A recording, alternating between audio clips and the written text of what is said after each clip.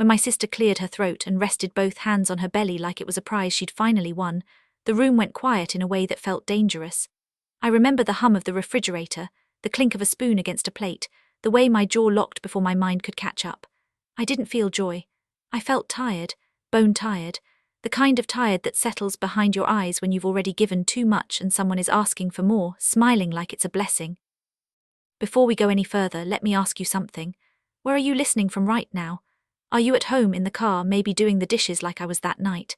If stories like this speak to you, share your thoughts in the comments and pass it along to a friend who might need it. My name is Clara, and today I'm telling you about the moment my sister announced she was pregnant for the 6th time and what finally broke inside me. I was standing at the kitchen counter, drying my hands on a towel that smelled faintly of lemon soap when Anne said it. She didn't shout or laugh. She said it softly like she expected applause to rise up on its own.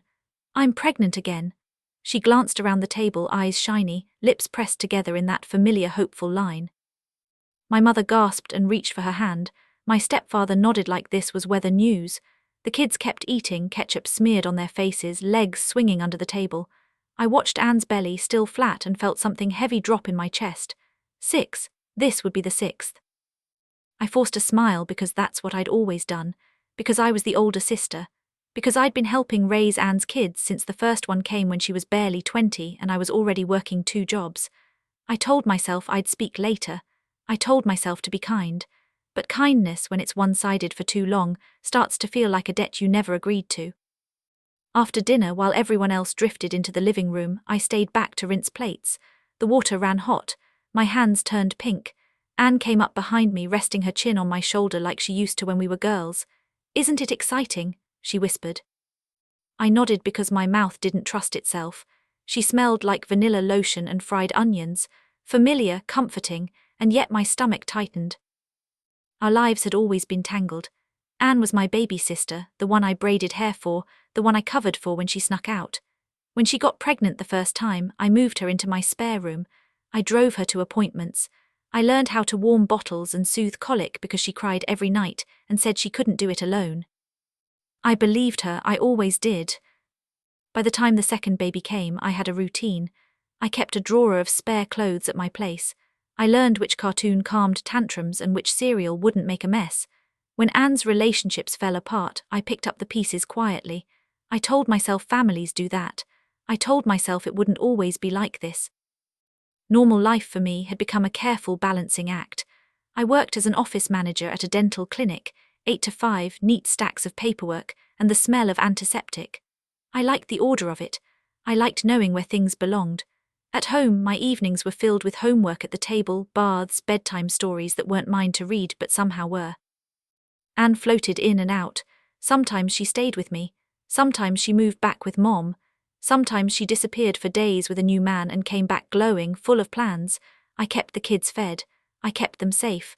I told myself love was enough. But love doesn't pay daycare fees. Love doesn't cover sick days when a child has a fever and their mother doesn't answer her phone. Love doesn't explain to a 5-year-old why Mommy didn't show up again.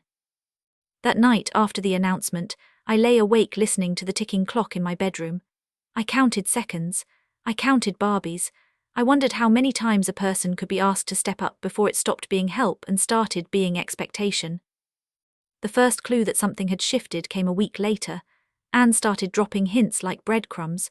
She talked about how tired she felt, how morning sickness made it hard to get out of bed. She joked about how I was basically a second mom anyway. She laughed when she said it, but her eyes stayed on me, measuring. One afternoon, she showed up at my apartment with all 5 kids and a grocery bag full of snacks. "Just for an hour," she said. "I have an appointment." She was gone for 5. I fed the kids dinner, I bathed them. I put them to bed on pallets in my living room. When Anne finally texted, it was a smiley face and a heart, no apology. I sat on the couch, the room dim except for the lamp, and felt my patience thin like worn fabric. I loved those kids. That was the problem. Loving them made it easy for everyone else to step back. I tried to talk to her. I waited until the kids were outside with Mom chalking the driveway. I made tea. I chose my words carefully.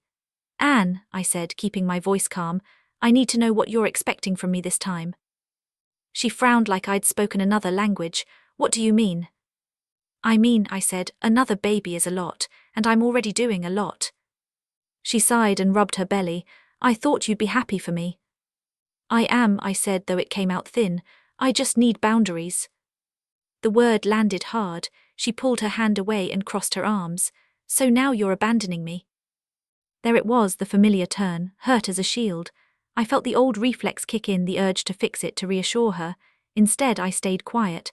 The silence stretched. I heard the kids laughing outside, the scrape of chalk.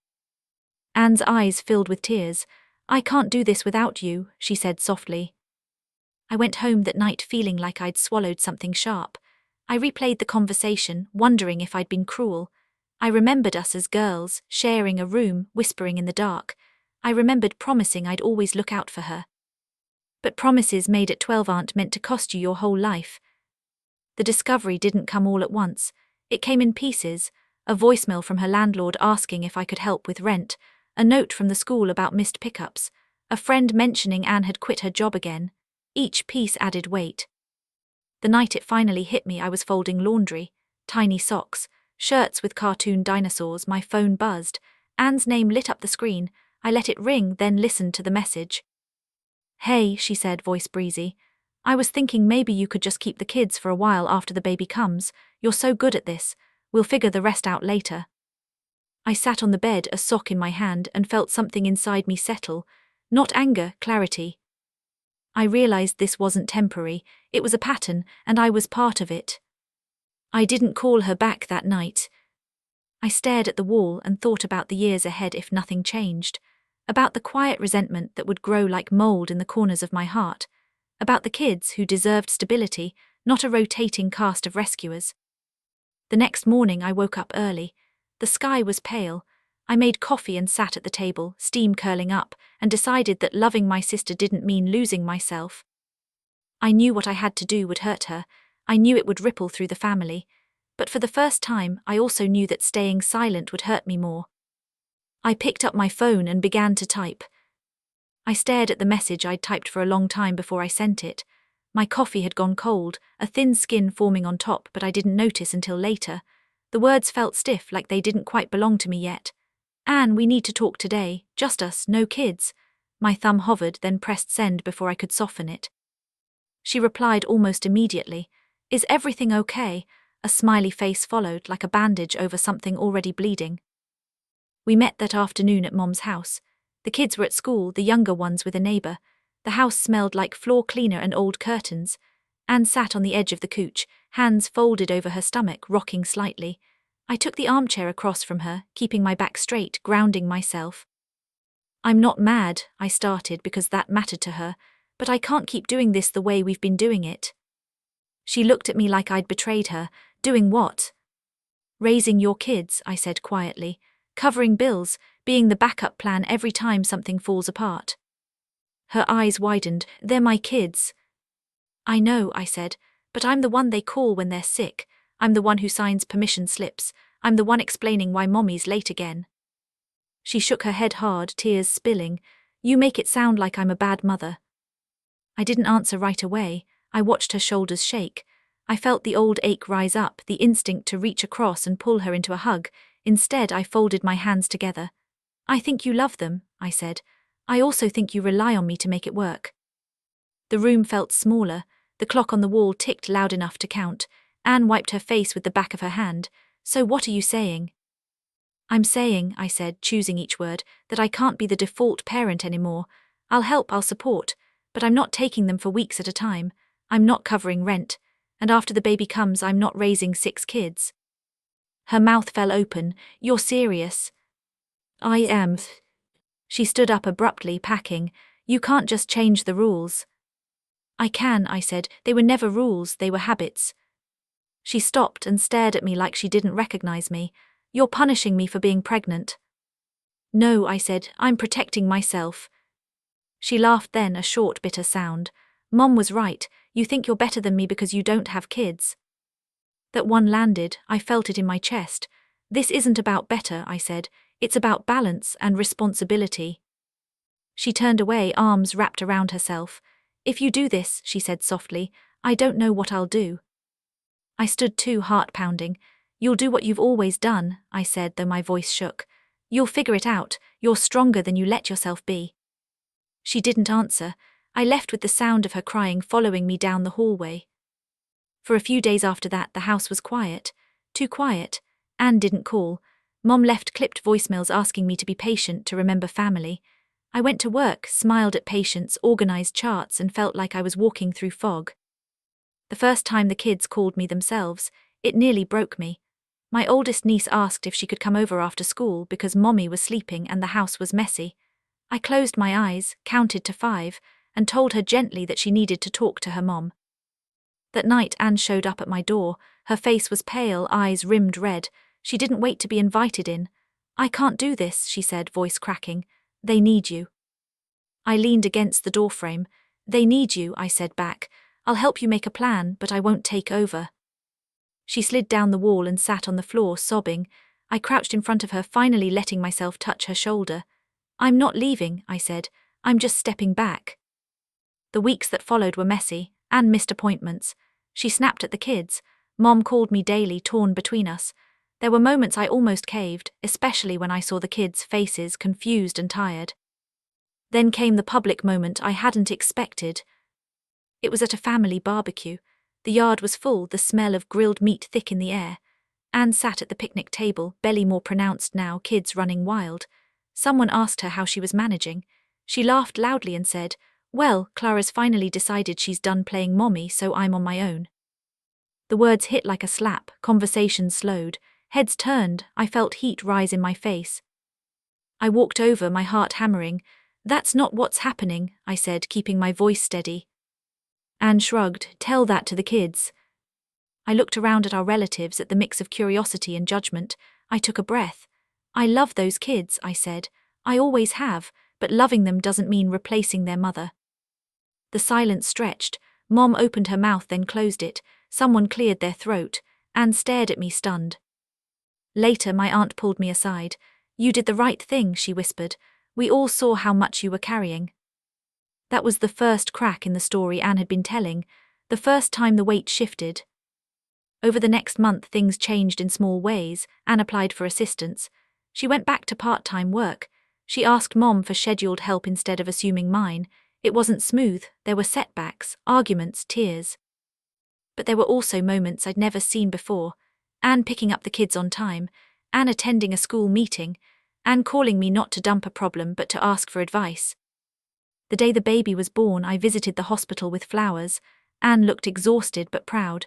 She held the baby close, eyes soft. "I'm scared," she admitted. "I know," I said. "You're not alone, but you're in charge." She nodded, squeezing my hand. That night, driving home, I cried. Not from sadness, but from release. I realized I could love my sister without disappearing into her life. I could be an aunt without being a substitute mother. The healing didn't happen all at once. It came in boundaries held, in uncomfortable conversations, in letting Anne stumble and stand on her own. It came in reclaiming my evenings, my quiet mornings, my sense of self. Sometimes I still feel the tug. Sometimes Anne still slips. But now when she does, I don't rush in to fix it.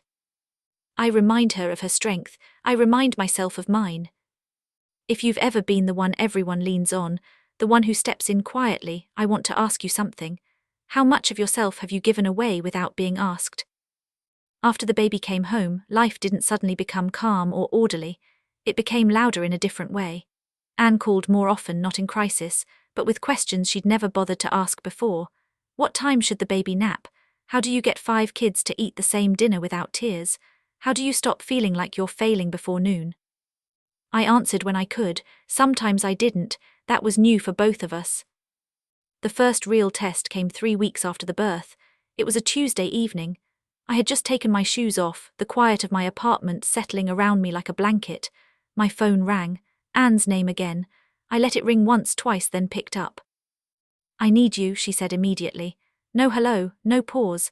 I could hear the baby crying in the background, sharp and insistent. One of the older kids was shouting something, muffled but urgent. I closed my eyes. "What's going on?" "They're all losing it," she said. "I haven't slept, the baby won't latch, the boys are fighting, I can't even think." I leaned against the counter, the cool surface steadying me. This was the moment I'd been bracing for, the moment where stepping back would feel like cruelty. "Do you want me to come over?" I asked slowly, "or do you want me to help you talk through it?" There was a long pause, the baby cried harder. Finally Anne said quieter, "I don't know." "I can come for an hour," I said, "but I'm not staying the night, and I'm not taking the kids home with me." Her breath hitched. "Okay." When I arrived, the house was chaos, toys everywhere, dishes stacked in the sink. Anne sat on the couch, shoulders slumped, the baby pressed to her chest. She looked smaller than I remembered, tired in a way sleep doesn't fix. I didn't take over. That was the hardest part. I washed bottles and handed them to her instead of feeding the baby myself.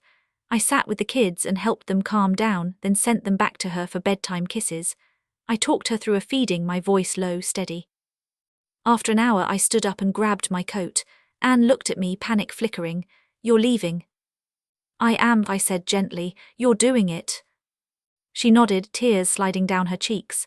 "Thank you," she whispered, and for the first time it didn't feel like gratitude tangled with dependence. It felt clean. Not everyone saw it that way. Mom called the next day, her voice tight. "Your sister is overwhelmed," she said. "She needs more support." "I know," I said, "and she's getting it, just not all from me." There was a pause. "You used to be so patient." I swallowed. "I still am, just not at my own expense." The tension in the family lingered. At gatherings, conversations felt careful, like everyone was stepping around something fragile. Anne and I were polite, sometimes warm, sometimes distant. I missed the ease we used to have, the shared jokes, the shorthand glances, but I didn't miss the resentment. The kids adjusted faster than I expected. They started calling Anne first. They stopped assuming my place was theirs whenever things got hard. When they visited me, it felt lighter, like being an aunt again, not a stand-in parent. One afternoon, months later, Anne asked if we could talk, just us. We met at a small cafe near my work. The smell of coffee and baked bread filled the air. She looked healthier, still tired but steadier. "I didn't realize how much I leaned on you," she said, stirring her drink. "I told myself it was temporary, that I'd get it together later." I nodded. "Later has a way of never coming." She smiled sadly. "I was angry at you, I felt abandoned." "I know," I said. "I felt guilty, I still do sometimes." She looked up, eyes clear. "But I'm also proud of myself, and I think I needed you to stop." The words loosened something in my chest I hadn't known was tight. "I'm proud of you too." Not everything resolved neatly. There were setbacks, a missed bill, a forgotten appointment. Anne still called me in tears some nights. But the difference was that she didn't expect me to erase the problem. She expected me to listen. The real public consequence came unexpectedly at a school meeting. Anne was late. The teacher looked around, then at me. "Are you the guardian?" I felt all eyes on me. I took a breath. "No," I said, "I'm the aunt." Anne arrived moments later, breathless, apologetic.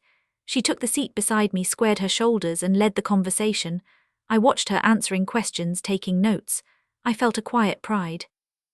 On the drive home, she laughed softly. "That used to be you." "It's you now," I said. Healing, I learned, isn't dramatic. It's a series of small choices, repeated. It's sitting with discomfort instead of rushing to fix it. It's letting people you love feel the weight of their own lives. I reclaimed parts of myself I'd set aside. I started painting again just for me. I took long walks in the evening, listening to the city settle. I said no without explanation. The guilt faded slowly like a bruise. Anne and I found a new rhythm. Not the old one, but something sturdier. We talked honestly. We disagreed. We respected each other's limits. Sometimes, late at night, I think about how close I came to losing myself in the name of family. How easy it is to confuse sacrifice with love. How hard it is to step back when you've always been the one stepping in. If you're listening to this and feel that familiar pull, that quiet exhaustion, I want you to know something. Setting boundaries doesn't mean you love less. Sometimes it means you love better. The real shift didn't happen in a single argument or a quiet cafe conversation. It happened over time, in moments so ordinary they almost slipped past me. Like the day Anne forgot to call and ask if I could watch the kids and instead figured out a ride herself. Or the evening I realized my phone hadn't buzzed once with an emergency that wasn't really an emergency at all. Still, not everyone adjusted as smoothly. One Sunday afternoon, Mom invited us all over for dinner. The house felt the same as it always had.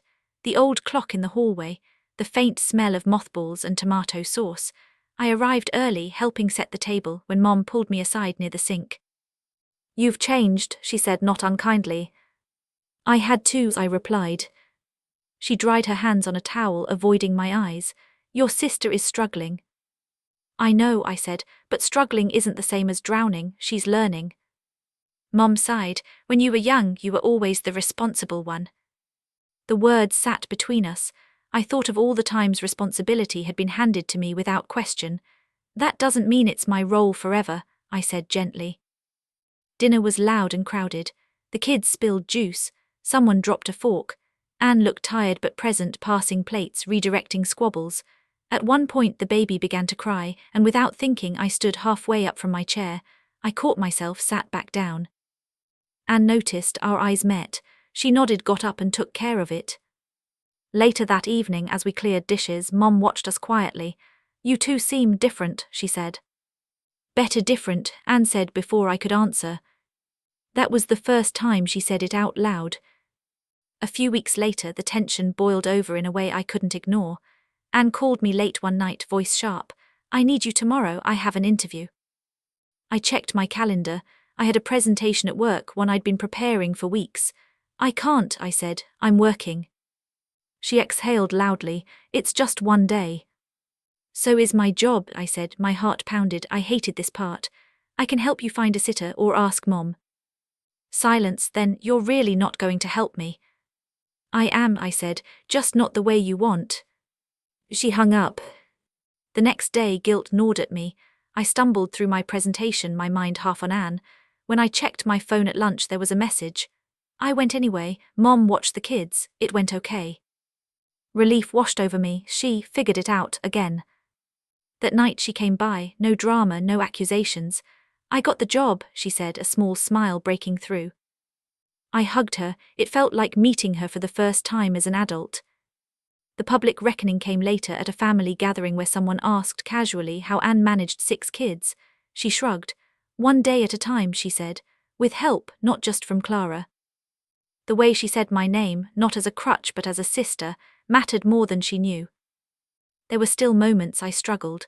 Watching the kids walk past my apartment without stopping, hearing Anne vent about exhaustion and wanting to step in, I reminded myself that my presence was a choice now, not an obligation. One afternoon, my oldest niece asked me why I didn't live with them anymore. I knelt down, meeting her eyes. "Because your mom's doing a good job," I said, "and I'm still right here."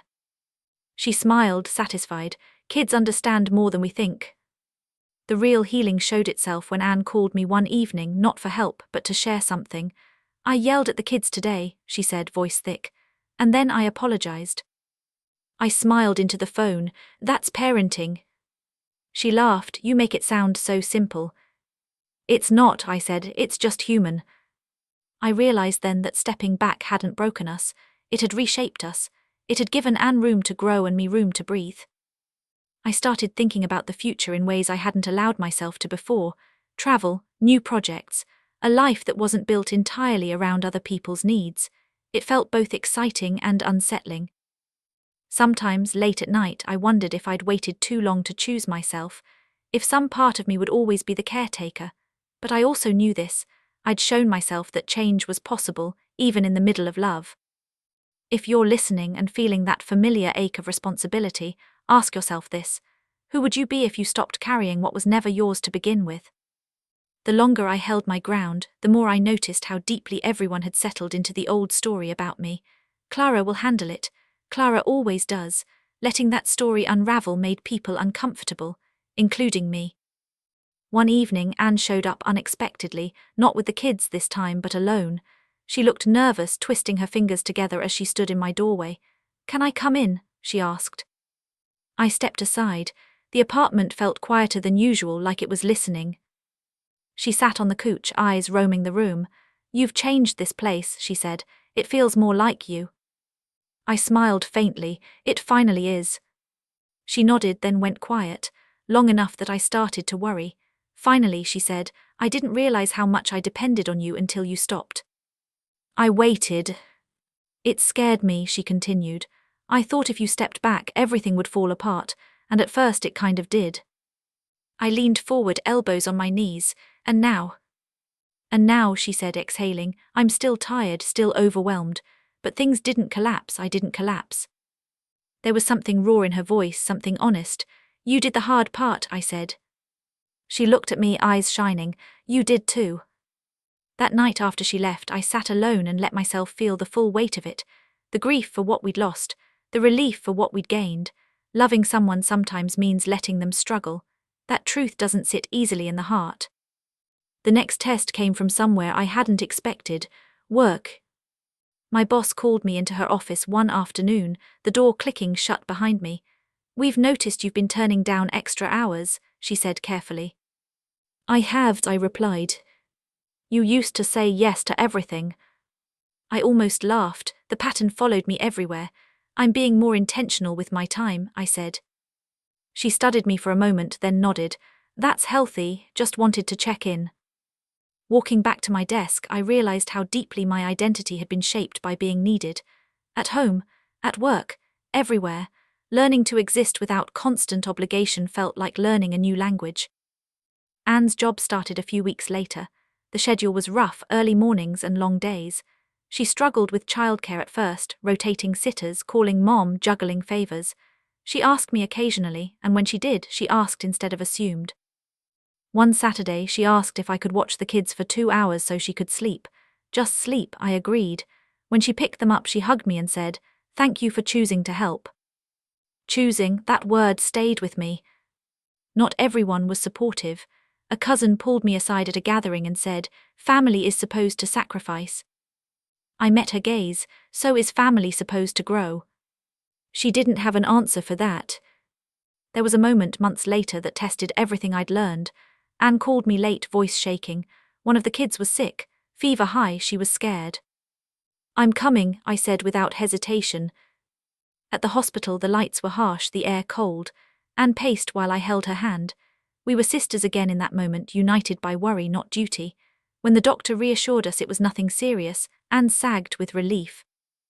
On the drive home, she glanced at me. "I was afraid you wouldn't come." "I always will," I said, "just not for everything." She nodded, understanding settling in. Healing doesn't erase the past, it changes how you carry it. I still remembered the nights I'd cried in secret, the resentment I'd swallowed, but those memories no longer defined our present. The kids noticed too. They started seeing their mom as the center of their world, not me, and that was how it should be. One afternoon, my youngest nephew handed me a drawing. It showed their house, stick figures holding hands. Anne was in the middle. I was off to the side, smiling. It was perfect. That night, I thought about how close I'd come to burning out completely. How many people live their lives on the edge of exhaustion because they're afraid of disappointing others, because they confuse love with sacrifice. I wished I could sit with every one of them and say what I'd learned the hard way. You can care deeply and still say no. You can be kind without disappearing. You can love your family without carrying their entire world on your back. Anne and I still argue sometimes, we still misstep. But now when we do, we talk, we listen, we adjust, there's respect where there used to be expectation. If you've ever felt trapped by the role you were given, not chosen, I want you to hear this. You are allowed to rewrite it. By the time a year had passed, the chaos that once defined our family had softened into something more manageable. Not perfect, just real, the kind of real that doesn't need rescuing every 5 minutes. Anne had settled into her job. The paycheck wasn't huge, but it was steady. She learned how to stretch groceries, how to plan mornings so no one missed the bus. She still forgot things sometimes. She still called me on days when everything felt too heavy, but the difference was in how she carried herself. Her voice had changed, less pleading, more grounded. One evening she invited me over for dinner. Just me, no emergency, no favor attached. I almost didn't recognize the feeling of being invited simply to be there. The house smelled like baked chicken and something slightly burned. The kids were loud but happy, arguing over a board game at the table. Anne moved between them with a confidence that startled me. She laughed. She corrected them. She didn't look to me for backup. We ate together, the noise filling the space. At one point Anne caught my eye and smiled. Not the grateful smile she used to give me when I'd saved the day, just a sister's smile. After the kids went to bed, we sat on the couch, feet tucked under us. The baby monitor hummed softly. Anne stared at the dark screen for a moment. "I used to think needing help meant I was failing," she said. "Now I think pretending I didn't need to grow was the real failure." I let that settle. "Growth hurts," I said, "so does staying stuck." She nodded. "I was angry at you for a long time." "I know, but I was also angry at myself," she added. "You just stopped carrying what I kept handing you." The honesty of it made my throat tighten. "I was scared," I admitted. "Scared I'd lose you, scared the kids would think I didn't care." She turned to me. "They never thought that I did." We sat in silence, the kind that feels earned. Not everything outside our little bubble had caught up yet. There were still whispers, still relatives who thought I'd gone cold or selfish. At first those comments strung, then they became background noise. I had learned that being misunderstood was sometimes the cost of being healthy. The biggest surprise came from Mom. She called me one afternoon and asked if we could talk. Just us. We met at her kitchen table, the same one where Anne had announced her pregnancy a year earlier. The memory hovered between us. "I owe you an apology," Mom said quietly. I blinked. That wasn't something I heard often. "For what?" "For putting so much on you," she said, "and for not seeing it." I felt something loosen in my chest. "I didn't know how to say no back then," I said. "I thought it was just my role." She nodded slowly. "I raised you to be strong. I forgot to teach you how to rest." We sat there, two women who had carried more than their share, finally namming it. It didn't fix the past, but it softened it. As Anne's confidence grew, something unexpected happened. She started setting boundaries of her own, with friends who asked too much, with men who offered too little. Watching her say no felt like watching a mirror heal. One afternoon she called me laughing. "I told someone I couldn't help because I needed a nap," she said, "and I didn't explain myself at all." I laughed too. "I'm proud of you." "Don't be," she said, "be proud of us." That word again, us, not as rescuer and rescued, just sisters. I noticed changes in myself too. I slept better. I stopped flinching every time my phone rang. I started imagining a future that wasn't built around being needed. It felt strange at first, like walking without a limp you'd had for years. There were moments of grief, for the version of myself that didn't know she could choose differently, for the years I'd spent running on empty. I let myself mourn that without judgment. One night I pulled out old photos, Anne and me as kids, me holding her hand, me standing behind her steady. I realized something then. I'd always been behind her, propping her up. Stepping back didn't mean I'd abandoned her. It meant I'd finally come to stand beside her. The kids felt it too. They started seeing me as someone they visited, not someone who held everything together. When they hugged me, it was lighter, freer. My oldest niece once asked, "Aunt Clara, do you ever get tired?" I smiled. "Sometimes." "What do you do then?" "I rest," I said, and meant it. There was one last moment that confirmed everything for me. Anne had a setback at work, a shift change that threw her schedule into chaos. She called me, upset but steady. "I just wanted to tell you," she said. "I'm handling it, I just needed to say it out loud." After we hung up, I sat with that feeling, not relief that she didn't need me, pride that she didn't expect me to fix it. I thought about how many people stay trapped in roles they never chose because stepping out feels like betrayal. How love gets tangled up with obligation until you can't tell where one ends and the other begins. If I could go back to that night at the dinner table, the announcement, the quiet dread, I would tell that version of myself this: "You're allowed to change the story, even if others don't like the new ending at first." The truth is, nothing I did was dramatic. I didn't cut anyone off. I didn't make ultimatums. I just stopped absorbing what wasn't mine. And in doing so, I gave my sister the chance to become who she already was. The funny thing about healing is that you don't notice it happening in the moment. You notice it later, when something that used to twist your stomach barely stirs you at all. Like the day Anne called to tell me she was exhausted and I didn't feel that old spike of panic. Or the afternoon I spent alone, painting by the window, and realized hours had passed without guilt tapping me on the shoulder. Life didn't turn into something polished or easy. Anne still had 6 kids. I still had a full-time job and a small apartment that sometimes felt too quiet. But the quiet was no longer lonely. It was mine. One evening, close to the baby's first birthday, Anne invited the family over. Balloons crowded the ceiling. A lopsided cake sat on the table. The kids ran in circles, laughter bouncing off the walls. Anne moved through it all with tired confidence, wiping hands, giving instructions, laughing when things went wrong. At one point, she pulled me aside into the kitchen.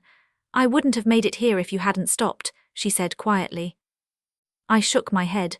"You made it here because you stepped up." She smiled. "Maybe we both did." I watched her then, really watched her. Not as my responsibility, not as someone fragile, just my sister, imperfect, stronger than she'd believed, stronger than I'd let her be. Later that night, as I drove home, the streets nearly empty, I thought about how close I'd come to resentment becoming the loudest voice in my life. How easy it would have been to keep going out of habit, out of fear, until something broke beyond repair. Setting boundaries hadn't ruined my family. It had forced all of us to grow up in different ways. Anne learned she could survive her own life. My mother learned that strength doesn't mean endless sacrifice. And I learned that love doesn't require self-erasure. There are still moments when I feel the pull, when one of the kids hugs me a little too tight, when Anne sounds tired and I want to rush in and take it all away. But now I pause. I ask myself if helping will actually help, or if it will just keep the old pattern alive. Most of the time, choosing not to rescue is the bravest thing I can do. I don't regret the years I helped raise those kids. They shaped me. They taught me patience, empathy, and endurance. But I also don't regret stepping back. That choice saved something essential in me. If you're listening to this and you feel worn down in the name of family, I want you to hear this clearly. Love should stretch you, yes, but it shouldn't hollow you out. You are allowed to change. You are allowed to say no. You are allowed to choose yourself without abandoning the people you love. Sometimes, the kindest thing you can do for someone is stop carrying what belongs to them. If you stayed with me through this story, thank you for holding space for it. Stories like this aren't really about pregnancy or family drama. They're about the quiet lines we cross again and again until we forget where we end and someone else begins. Maybe you're the oldest sibling. Maybe you're the reliable one. Maybe you're the person everyone calls when things fall apart. And maybe, like me, you've told yourself that love means fixing, saving, staying silent. But here's the truth I learned the hard way. Love without limits turns into resentment. Help without boundaries becomes expectation. And when you disappear into someone else's life, no one wins, not you, not them. Stepping back doesn't mean you stop caring. Sometimes it means you care enough to let the other person grow, even if it's uncomfortable, even if they're angry at first, even if you're misunderstood. So I want to ask you something, honestly. If you stopped doing everything today, who would you still be tomorrow? Would you have done what I did? Tell me in the comments. And if this story felt familiar, share it with someone who might need to hear it too.